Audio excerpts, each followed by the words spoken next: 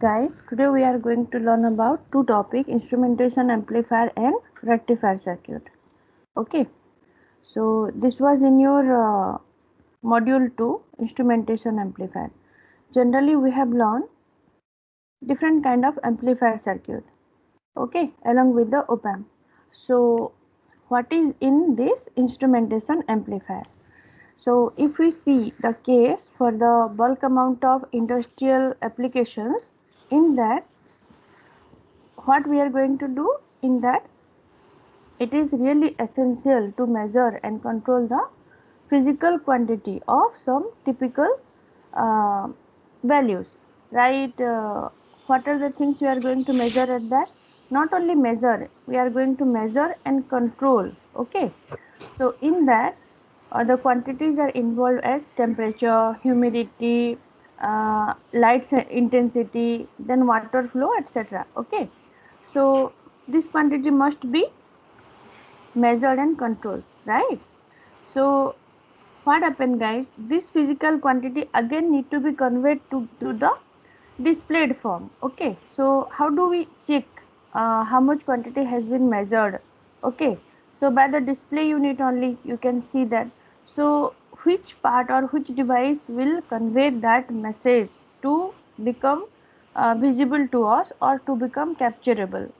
So in that case, guys, these transducers are really helpful to send those quantity to the display unit, and we can capture that. Yes, this is the temperature, or this is the pressure, or this is the light intensity. Okay, these are the things we are going to see. Then what happened, guys? Uh, the output, okay, of the transducer, this has to be amplified, right? Okay, and which can be driven the display unit. So these are the functions performed by the instrumentation amplifier. So what are the important features of that this instrumentation amplifier? Actually, it offers the high gain as compared to normal amplifier. Here if we go, so we can see these are the characteristics: high gain accuracy, so high CMRR, high gain stability with low temperature coefficient, then low DC offset voltage, then low output impedance. So basically it is similar with the ideal op amp characteristic, but it is also accurate in the case of the CMRR and high gain perspective, and it offers, the main thing actually, it offers the stability with low temperature coefficient. So here guys, just see in front of you a differential amplifier is shown, right? We have seen that while explaining the concept of CMRR, we have seen that this kind of circuit. So here V1 and V2 are two different voltages applied to this differential amplifier with different resistances. Now you just look at the input point of view, guys. If you see this part here, V1 is not the input, and the voltage at this point is the V in for this op amp. So how we are calculating? Suppose here R3 is 1 kilo ohm and R4 is 100 kilo ohm. So if we want to see the V in for this circuit, suppose the voltage at here is V in or V. Okay, so how do you write this, guys? What is the equation we are using? It is V1 into this R4 whole divided by R3 plus R4, right? In this way only we are writing, yes or no?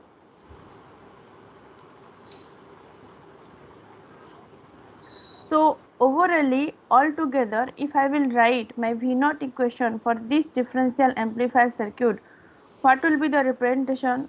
For case 1, we have to consider V2 is existing for this circuit and V1 is not. At that time, what should be the output? Again, for the second case, if V1 is acting as the input for the circuit and V2 is not, at that time what will be the output for this amplifier circuit? Then altogether we are combining V0 equal to V01 plus V02. This expression we have seen in the subtractor. Just a little bit recap. Why not we are preferring the normal differential amplifier to amplify the small level of signal. Okay, so what are the drawback into that, and why do we go for the instrumentation amplifier?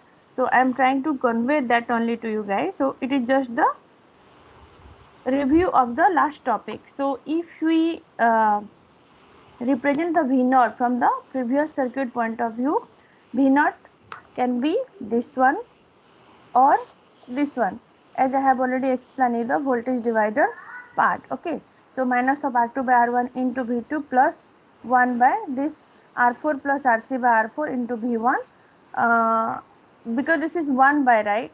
So this is not R4 by R3, this is R3 by R4. So into V1 whole into the non-inverting input gain. So 1 plus R2 by R1. Here R2 is nothing but the RF value. So if we take R1 by R2, which is equal to R3 by R4, directly we may get V0 equal to R2 by R1 and whole into V1 minus V2. This represents the output voltage of the subtractor or differential amplifier circuit. Right, guys? Yes or no? So now in the previous figure, if you see, what is the total resistance for this V1 arm, guys? R3 plus R4, right? The input impedance from the V1 node point of view, if you see directly from this arm, how much impedance can be seen from this arm? It is 100 plus 1 kilo ohm. It means 100 plus 1 kilo ohm. Okay, but if you see from this V2 point of view only, it is 1 kilo ohm, only 1 kilo ohm. So as compared to this arm and this arm, which arm is having higher impedance? Non-inverting or inverting?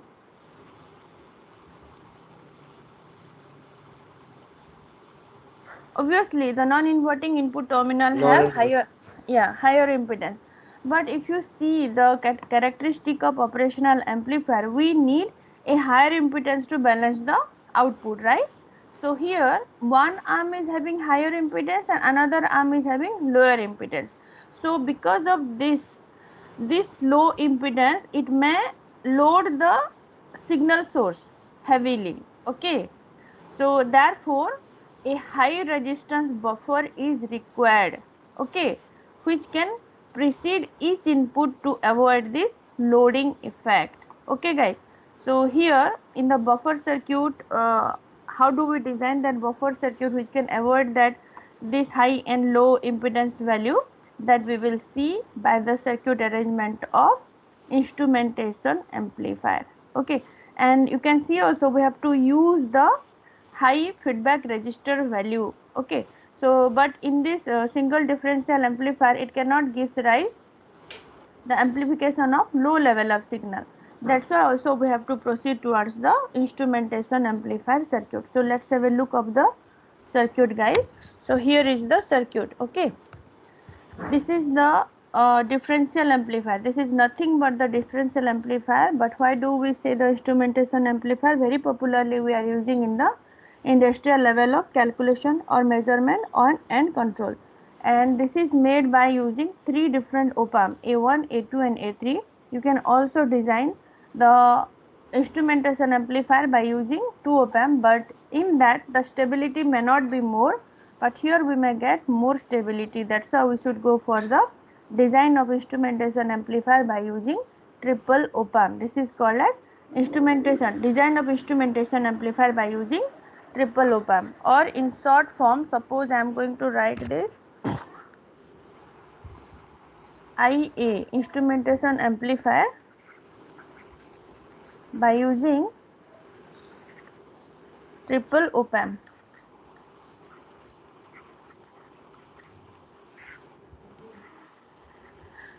Okay, now let's analyze the circuit. Here you can see that, guys, V1 and V2 are the applied input voltages. Okay, so we can define the circuit in two stages.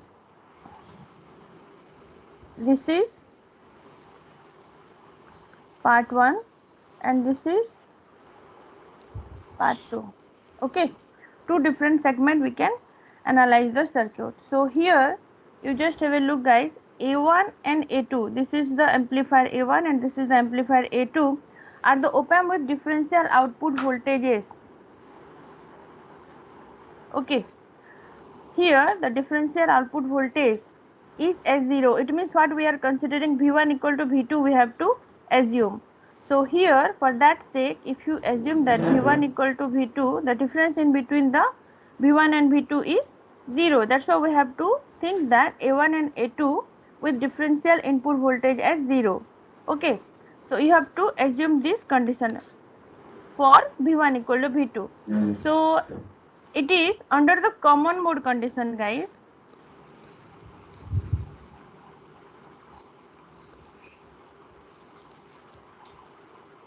So if we analyze again at the common mode condition, if we are considering that V1 equal to V2, so what will be the voltage across the R? This will become 0, the voltage across R. Okay, and no current will flows through R and R dash.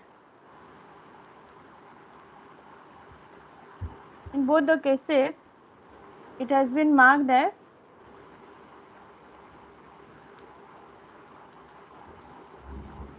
where it is, guys.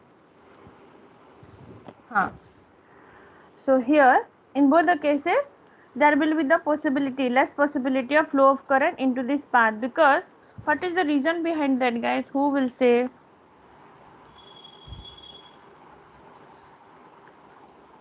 By which concept we are saying that no current will flow through R and R dash?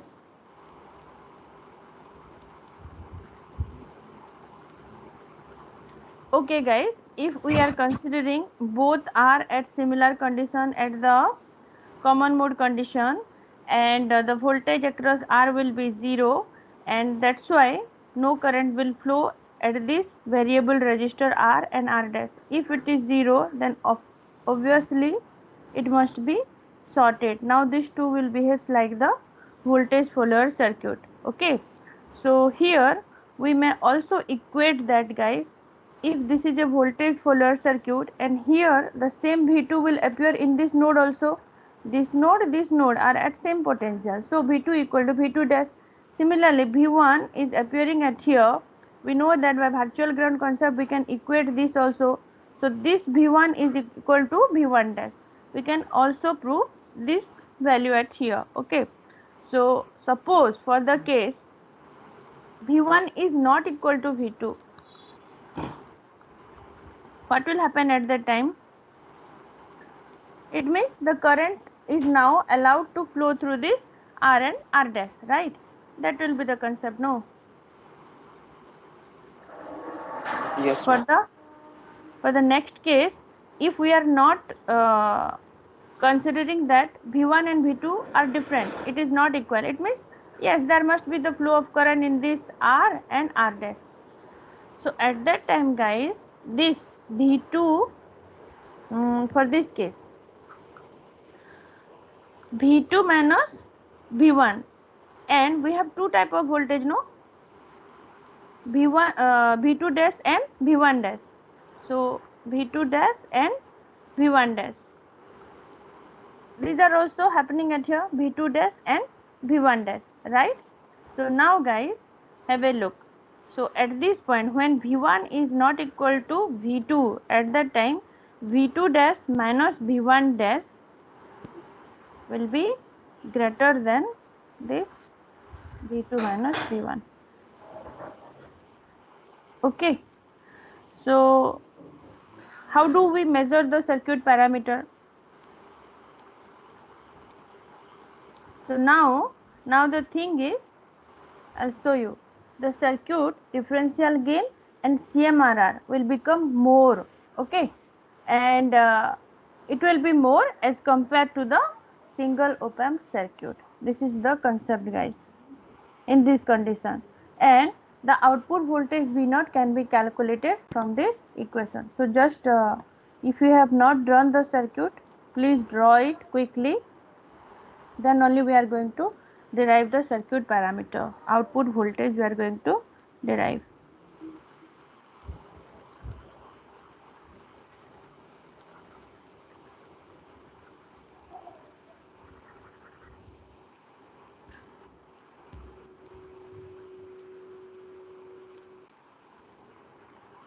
Guys, are you drawing or taking photo of it? You tell me, as per that only I will proceed. Ma'am, drawing, ma'am. Okay, drawing means I'll give you just 1 minute time.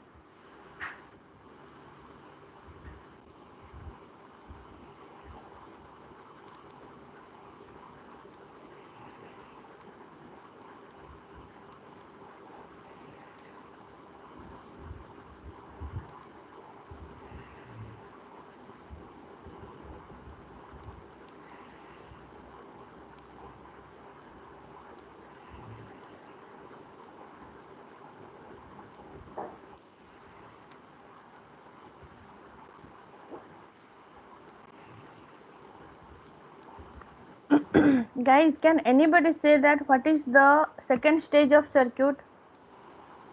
These two are also differential amplifier, but for the timing it may be the voltage follower circuit if V1 equal to V2, but if you won't consider, then also it will be a differential amplifier circuit, but the case when V1 is not equal to V2 also. Okay, but what is the second stage of circuit, guys? Who will identify and tell me? This is the differential amplifier, right?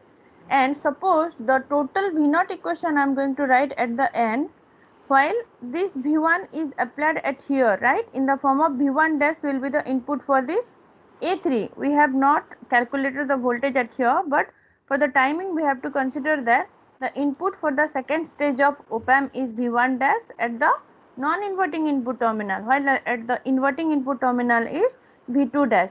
So suppose I am going to write the output equation V0 is equal to V1 minus V2, right, because this is applied at here and this is applied at the negative input or inverting input terminal. Suppose I will just exchange the terminal, this is V2 and this is V1, at that time the equation will become V0 equal to gain into your V2 minus V1. You just remember this thing, guys. Suppose for the simplicity I am not writing the gain, but which one is applied at this second stage of op-amp, that abbreviation or that notation only you have to use.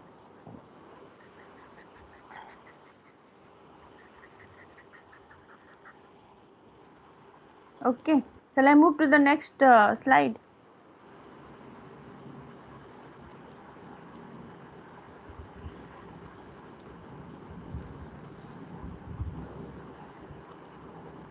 Because you take the photo in your mobile and draw it. Yes, ma'am, completed, ma'am. Okay, fine. Yeah, then come to this point. If we write the V0 equation as per your circuit, guys, you just have a look, because if you solve the voltage for the op-amp 3, the voltage will become nothing but like this. Okay, because V1 dash is the input. So using the superposition theorem, if you combine the output voltages, the first one will become inverting amplifier, second one is the non-inverting amplifier, and by the assumptions if you take, the output equation is nothing but R2 divided by R1 whole into V1 dash minus V2 dash. So this is equation 1, guys. So as we know, no current is flowing into the op-amp. So how do we represent the current? Okay, across the R. So the current across the resistor R, you just have a look, guys, can be defined as the whole voltage, the whole voltage from this whole voltage. Okay, so this is nothing but this path, right? Actually in some figure what we are doing, we are drawing the IG like this. So here one node and here one node. So here we have the variable resistor, sometimes it is labeled as Rx or Rg. Any different word is there, but in this case it is R. Okay, so how do you define the current at this R? Obviously V by R, I equal to V by R. So what is the voltage in between these two terminal, whole divided by this R? That's why it has been represented like this. Okay, so V1 minus V2 by R, and it will pass through this R dash also. So what will be the value of V1 dash, guys? If you see your figure, you just check in your figure, it is nothing but the summation of the two appeared voltages. So R dash into I plus V1. So I, we know that V1 minus V2 by R. If you solve this, this will become equation 2. Similarly, with the same thing we can write in terms of V2. V2 dash can be written as minus of R dash into I plus V2, which is equal to minus of R dash by R, V1 minus V2 plus V2, which is equation 3. Now we have the equation 2 and equation 3. If we substitute this in your equation 1, what will be the answer?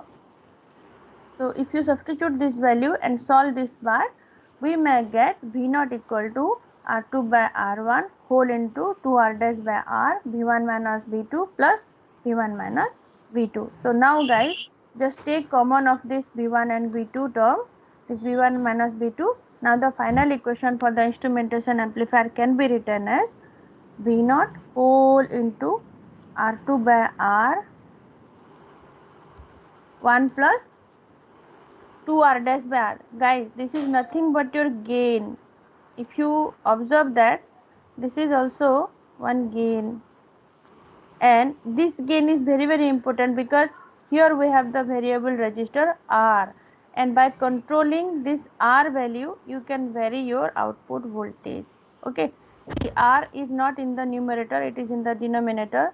So you can imagine that whether R will increase and decrease, what will be the value to the output voltage. In this way we can control the output voltage, and also we are able to amplify a low level of signal in the form of this differential amplifier voltage V1 minus V2.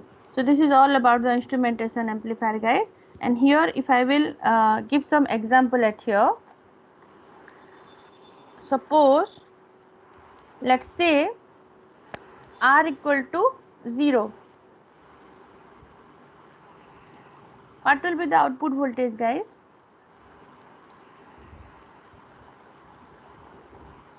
Ma'am, infinity. Yes, very good. V0 equal to infinity. Okay. So here R is the only variable resistor present in your circuit. By varying the value of R, you can control your output voltage. So now if the output voltage is getting 0, what about the differential gain? It is also variable, no? Guys, you can change your differential amplifier gain also, no? By changing the value of R. Yes. Because this whole can be the differential amplifier gain or instrumentation amplifier gain equation, except the V in value. So this is your V in and this is the gain. So if R is variable, obviously the gain can also be controlled through this R as well as the output voltage. Okay. So now one example question is there for you. So consider an instrumentation amplifier circuit in figure which gives R equal to 8 kilo ohm. Here, for simplicity, to solve the circuit easily, all the resistors except this variable resistor Rx. Guys, here even though it has not been mentioned the variable resistor is Rx, you have to consider that this is the variable resistor in terms of R. In the previous theory we learned that. Okay, you have to remember that thing which already I informed.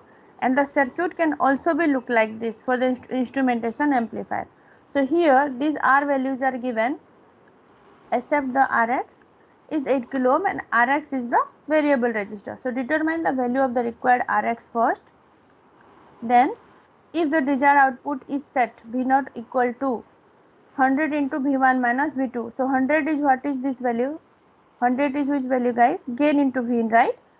Gain, ma'am. Yeah. Determine the output voltage for the given input value and check linear operating region is within the limit of the saturation, and assume that Vset is plus minus 13 volt for op amp and all the remaining data are given V1, V2 for the case 1.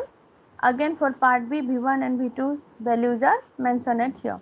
So how do we solve for this guys? First we have to see how much voltage is given. Sometime this should be plus minus 15 volt, and here it has been asked that first find out the unknown value of Rx, then you have to prove that because this is also a type of differential amplifier, this instrumentation amplifier, the output voltage is within the plus minus 13 volt, means it is not saturated.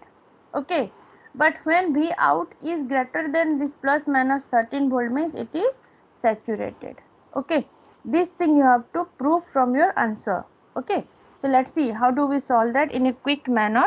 You know the final equation of your instrumentation amplifier, guys. So here this part you have to write, but here all the values that RF and R1 or R2 and R1 all are R. So easily we can cancel this part while solving, but you have to write the equation as per your figure, right? So you have to map that. So if this part is cancelled with respect to this value, we can solve the Rx, unknown Rx value. So from here we may get that Rx is 2 kilo ohm. Okay, so two equations are given to you, no guys. This was given and this is your derived instrumentation amplifier circuit. So from that we can calculate the unknown Rx value.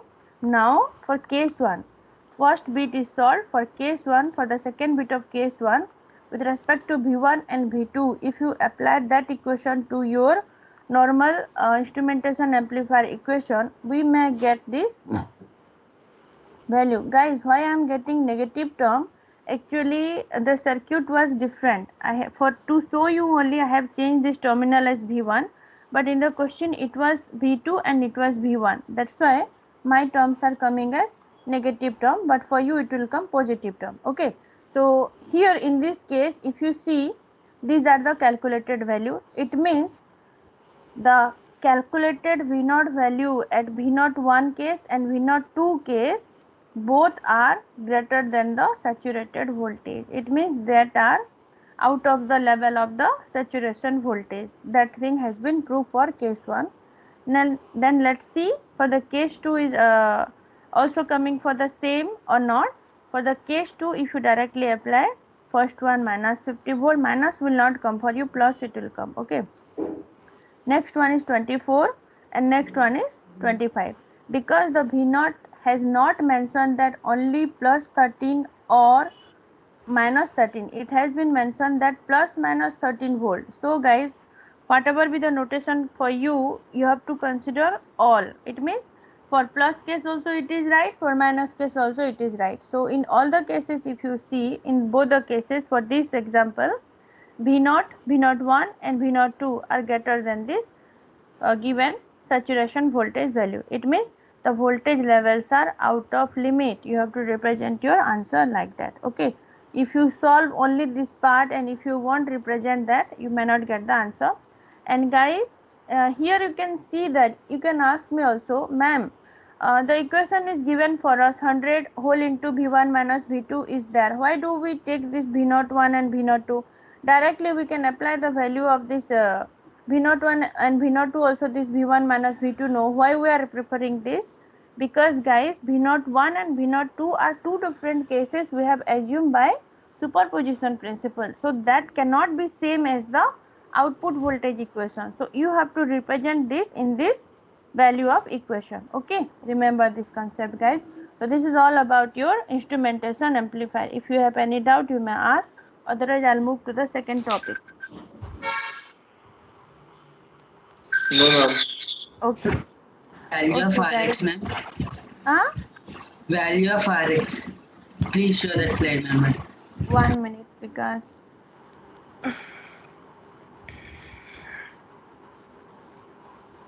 yeah, because from where we have calculated the value of Rx, because can you say now? Ma'am, given R value is 8 kilo ohms, no, ma'am. But we have taken here 100. R is cancel out at here, because if you see the equation of your instrumentation amplifier, this is R2 by R1, but for the given figure, R2 equal to R1 equal to R. Okay, ma'am. Okay, ma'am. I misconfused. Okay. Okay, guys, I'm going to take the next topic for you, and that is application of diodes, and this is coming under the module 3, guys, for you. So application of diode in our day-to-day life, we have seen that, guys, how do we make the use of the diode, normal diode. Okay, so the same application now we are going to develop by using the operational amplifier. So for the basic outlook of the subject, if you see, we can design the rectifier circuit. Rectifiers in terms of half wave and full wave rectifier, peak detector, log amplifier and anti-log amplifier. We can develop this kind of circuits by using the diode. Clippers also we can design, clampers also we can design. Okay, we can design the wave shaping circuit that we will see in your next module. So here we are going to design a precision rectifier. Generally guys, if you see this circuit with the help of a diode, just we are applying a sinusoidal input voltage and we have a closed circuit path at here. With the help of the RL we have made the circuit. So when the voltage is positive half, it is appearing the cycle is approaching to the positive half, or we can say the voltage before the diode is positive enough to make the diode to conduct, because the position of the diode is in this way. If it is like this, it won't respond at the positive half cycle, but we have the position of the diode like this. It is forward bias with respect to the applied input voltage. That's why when the voltage is positive or sufficient enough, or it is greater than the Vt voltage which is available at the diode is greater than this one, then only the diode will become conducting. This path is closed. A short circuit we will get, and at the positive half cycle we may get this waveform, but at the negative half cycle, because the negative voltage is appearing at the second half cycle, the diode will not conduct, and that's why there is no appearance of the voltage in the negative half cycle of the applied input. This is the concept, we know that, right? So this is for the case of the ideal diode guys. Now we are going to map this characteristic with the help of the op-amp. If we are able to fetch or map this characteristic, or we are going to fit this characteristic by the help of the op-amp, then only we can say that yes, we have successfully designed a precision rectifier circuit. This is the example of the precision rectifier circuit by using the only diode.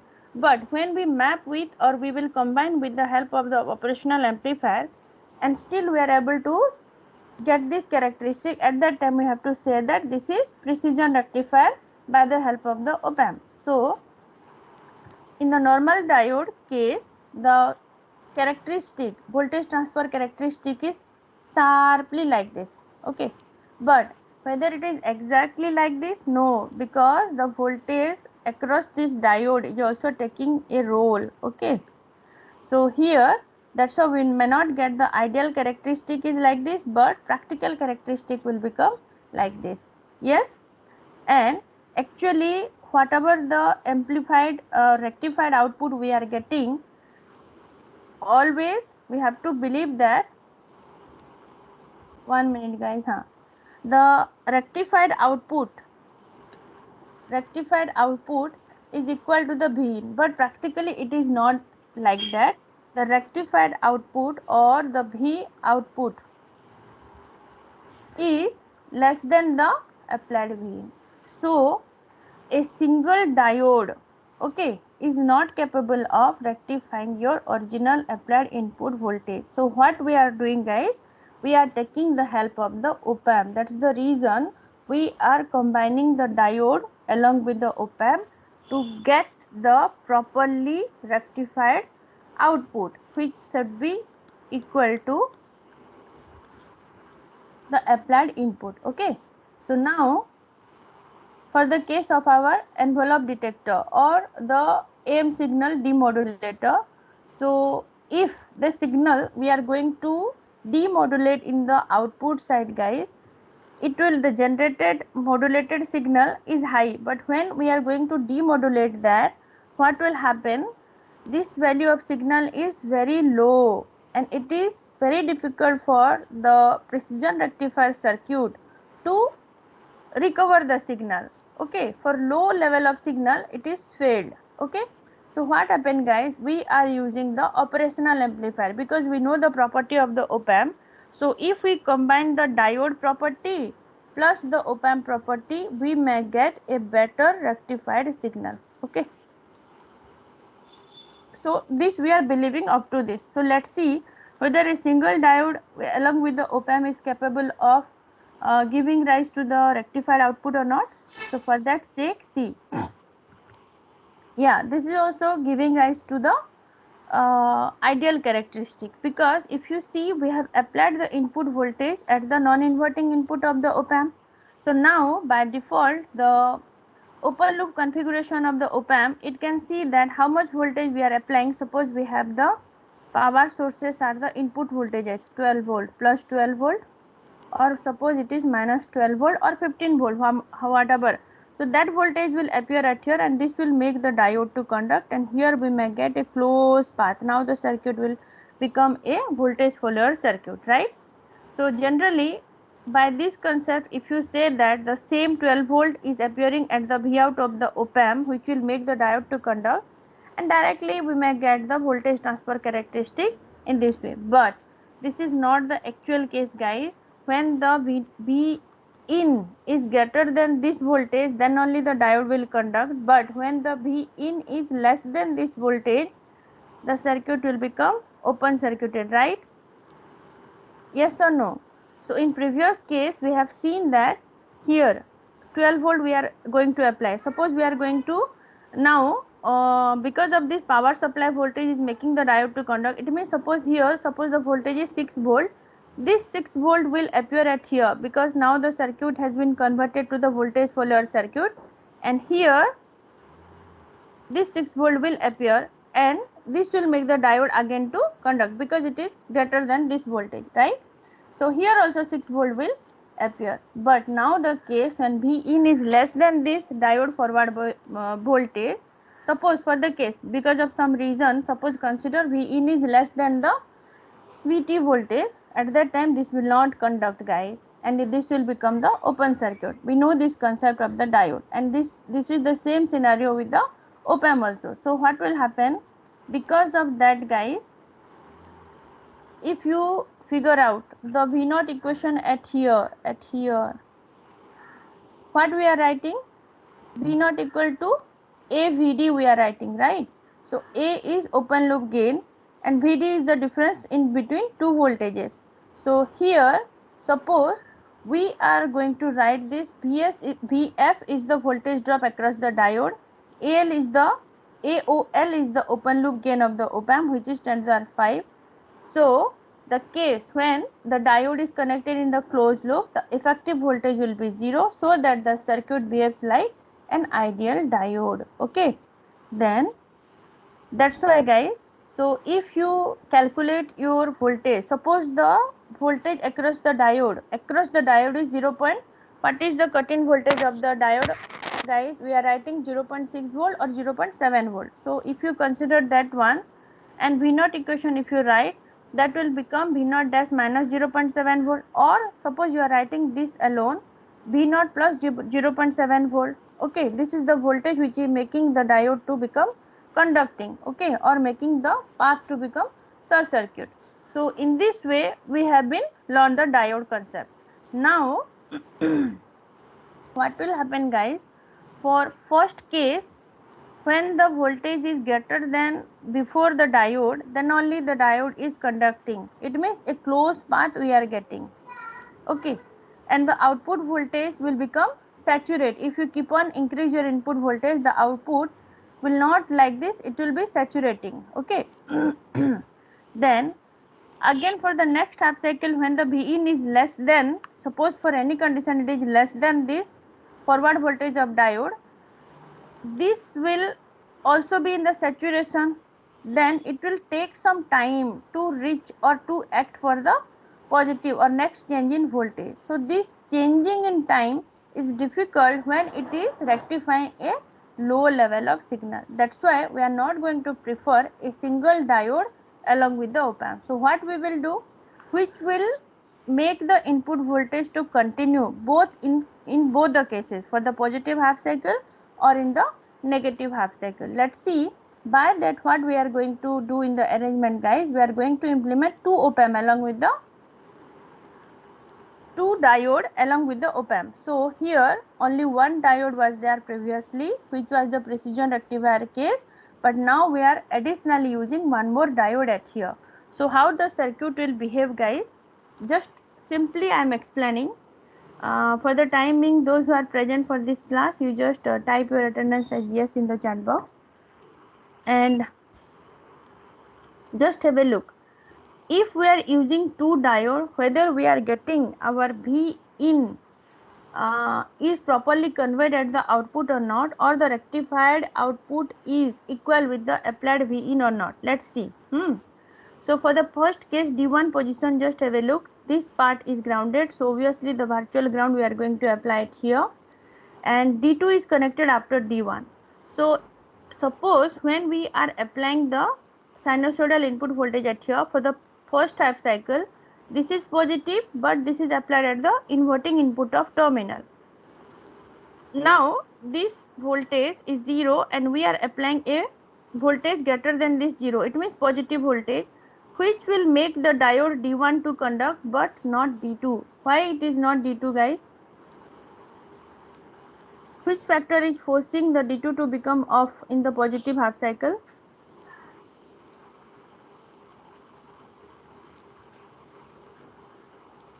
It is inverting amplifier, right? So output will become inverted at here.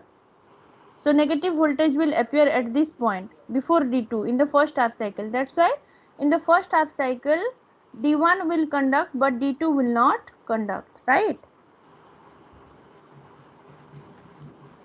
In the second half cycle, what will happen, guys? Now D1 is conducting, D2 is not conducting. Similarly, in the second half cycle, what will happen? When the second half cycle will come, now we are focusing the negative half cycle. Now 0 is greater than this voltage. So if 0 is also coming, this D1 will not conduct at that time. But because of this inverting configuration of op-amp, a positive voltage will appear. We are applying negative voltage, and because the property of the op-amp, this will become positive. Now the diode D2 will conduct and this will make a closed path. So which half cycle will be rectified, guys?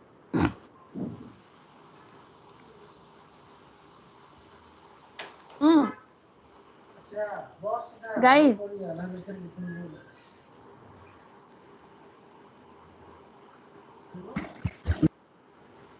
positive half cycle or second half cycle? Negative half cycle, ma'am. Second one. Yeah, negative half cycle but inverted one, right? So that's why we may get a output waveform of this one because of the D2 is conducting. Okay, and here the gain is negative by the property of the inverting op-amp, minus of R2 by R1 into V. And here one more thing I will show you, guys. For the voltage transfer characteristic, because the diode D2 is conducting in the negative half cycle only, our gain is also negative. Okay, so the voltage transfer characteristic will become like this by the position of the diode. Now if I will rotate the position of the diode like this, what will be the voltage diode characteristic? This will become like this. Okay, so guys, just make a note of it. Prove this the concept. How do we get the voltage transfer characteristic in the fourth quadrant? Okay, because both are positive at here, it means it is working at the positive quadrant. You just prove that part, guys. Then similarly, how do we design the full wave rectifier? So if we add two half adder circuit, two half wave rectifier circuit and one adder circuit, the output will be fully rectified in the positive half cycle as well as in the negative half cycle. So this is the concept of the half wave rectifier. If you add two half wave and one adder, we may get the full wave rectifier. Full wave rectifier means the output will be rectified in positive half cycle as well as in the negative half cycle. Okay, that's all, guys. This topic I am going to discuss in the next class only. If you have any doubt, you may proceed. Otherwise, I'll end the session at here.